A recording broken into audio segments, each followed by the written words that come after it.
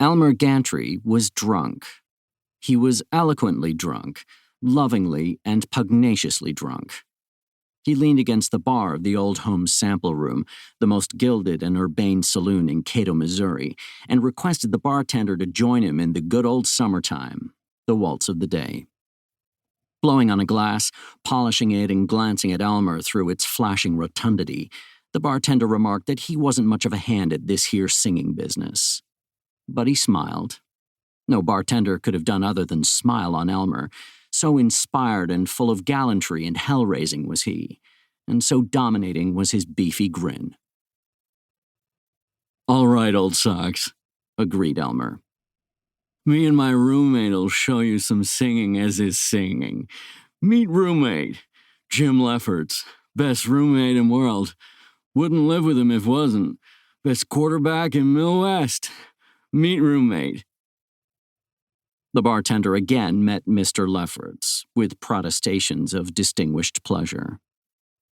Elmer and Jim Lefferts retired to a table to nourish the long, rich, chocolate strains suitable to drunken melody. Actually, they sang very well. Jim had a resolute tenor, and as to Elmer Gantry, even more than his bulk, his thick black hair, his venturesome black eyes, you remembered that arousing baritone. He was born to be a senator. He never said anything important, and he always said it sonorously. He could make good mornings seem profound as cant, welcoming as a brass band, and uplifting as a cathedral organ. It was a cello, his voice, and in the enchantment of it you did not hear his slang, his boasting, his smut, and the dreadful violence which, at this period, he performed on singulars and plurals. Luxuriously as a wayfarer drinking cool beer, they caressed the phrases in linked sweetness, long drawn out.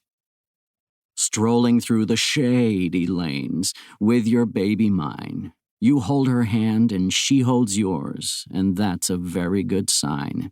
That she's your tootsie-wootsy in the good old summertime." Elmer wept a little and blubbered, "Let's go out and start a scrap. You're a little squirt, Jim. You get somebody to pick on you and I'll come along and knock his block off. I'll show him." His voice flared up. He was furious at the wrong about to be suffered. He arched his paws with longing to grasp the non-existent scoundrel. "By God, I'll knock the tar out of him. Nobody can touch my roommate. Know who I am? Elmer Gantry. That's me. I'll show him." The bartender was shuffling toward them, amiably ready for homicide.